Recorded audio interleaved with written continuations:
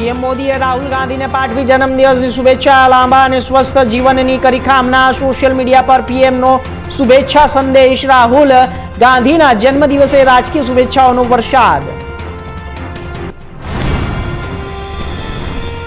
Sir T હોસ્પિટલના orthopaedic વિભાગમાં રેગિંગનો મામલો, 13 જુનિયર તબીબોએ 6 સિનિયર ડોક્ટરો સામે કરી ફરિયાદ, મુર્ગા બનાવવા મજબૂર કરાયા આક્ષેપો। કપરાડાના અંતરિયાળ વિસ્તારમાં રસ્તાની બિસ્માર હાલત, આસલોણા ફાટક પીપલસેત માર્ગ 14 વર્ષથી જર્જરિત, 3 કિમી માર્ગ પર ખાડાઓથી વાહન ચાલકો પરેશાન।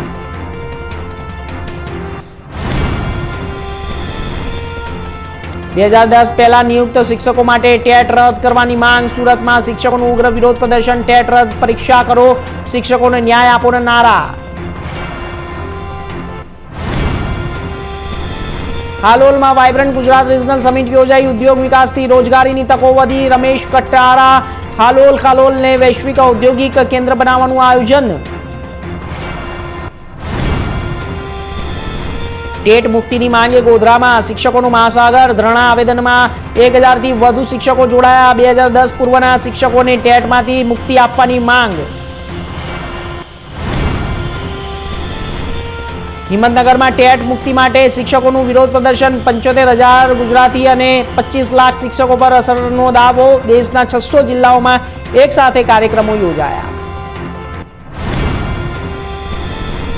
અમરેલીમાં ટેટ મુક્તિ માટે શિક્ષકોની રેલી, 150 થી વધુ શિક્ષકોએ કલેક્ટરને પાઠવ્યું આવેદન, 2010 પહેલા શિક્ષકોના હિતોની સુરક્ષાની માંગ। ઘંટિયાણ ગામે સહાયનો ચેક અર્પણ કરાયો, મૃત્યુ પામેલા બાળકોના પરિવારને 10 લાખની સહાય, 11 જૂને સિંહના હુમલામાં 7 વર્ષના બાળકનું મોત।